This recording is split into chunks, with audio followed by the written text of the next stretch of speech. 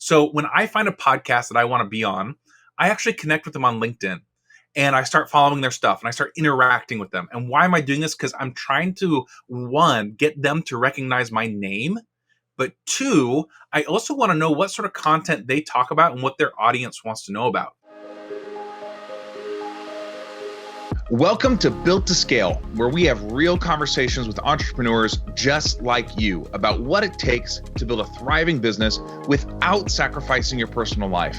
My name is Craig Severinsen, and I help people make more money working with better clients while also working less. And now I'm sharing it all with you. Let's dive in. Hey, what's up, everybody? Craig Severinsen here, and welcome to episode 22 of Built to Scale. This is another standalone episode, and I'm really excited because today we're going to be talking all about podcasts. We're talking about how do you guest on a podcast and how do you leverage that to grow your brand, to grow your business, and to land more clients. So it's a really exciting episode, great topic. You are going to love it. As always, head over to builttoscalehq.com because this is the stuff that I live and breathe and talk about with my clients all the time. And if you want more training, more support, more resources, that is the place to go to find it. So head on over there, builttoscalehq, as in headquarters.com. Okay, cool. So let's first talk about why podcast. Why is this even a good thing to consider? Should you be doing it, right? So first of all, I want to kind of just talk about the power of small audiences. And podcasts are what we're going to be applying this to, but I think to illustrate it's easier if we switch a little bit and talk about networking events. Let's say that you went to a networking event and you spoke, you presented to the event, right, on your expertise. And there's only like 10 people in the audience. We might look at that and say, oh, it's just 10 people. It's not that big of a deal. But now imagine doing that once a week, twice a week, every month. That means over the course of a year, you're reaching more like 500 people, 1,000 people. And yeah, they're small audiences one at a time, but you are reaching those people. When we talk about guesting on podcasts, I want you to have a very similar mindset because are you going to go land the biggest podcast out there? With time, you might, and honestly, a lot of those podcasts, you got to pay to play, right? So like you want to go be an entrepreneur on fire, for instance, you got to pay money now. Like it's not a free ride. You got to go pay for it.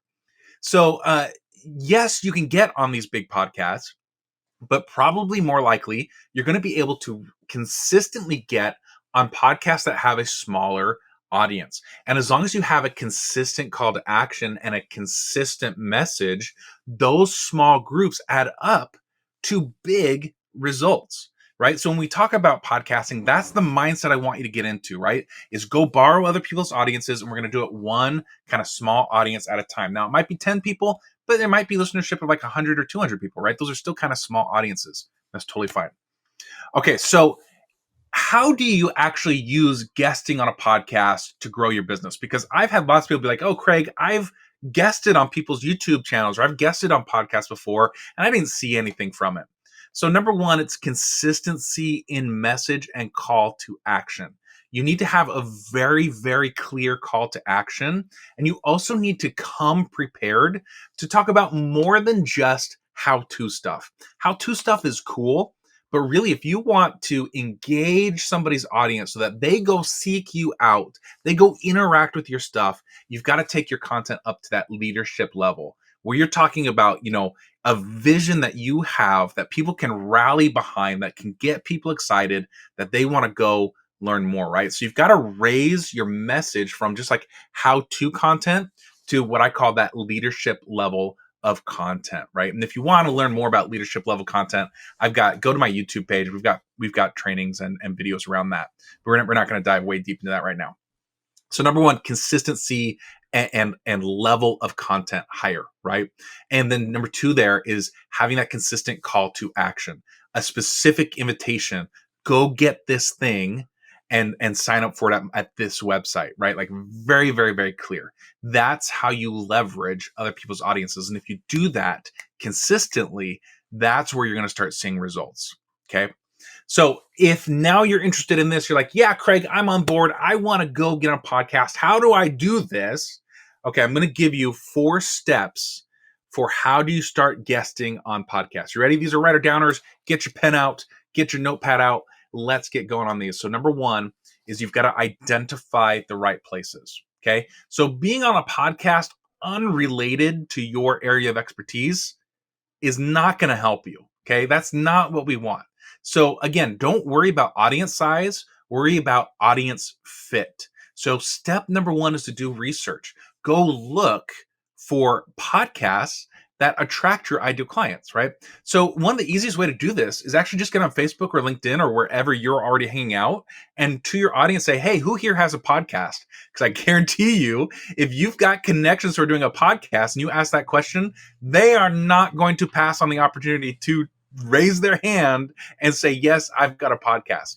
That is an easy way to find the low-hanging fruit, is just ask your connections, who's got a podcast, right? But step number one is to identify the podcast where you would be a good fit, okay?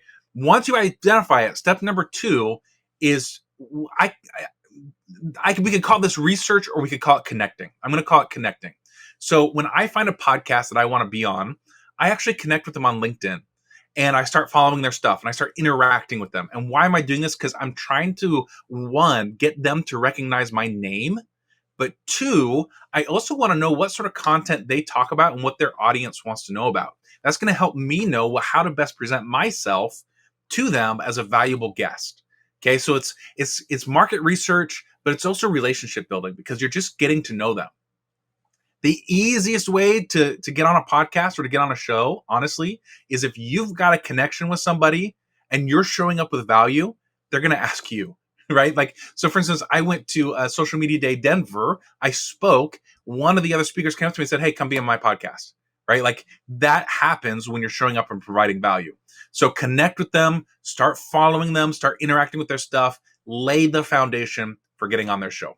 Okay. So step number one is identify. Step number two is connect. Step number three is to actually pitch them. So how are we going to pitch them?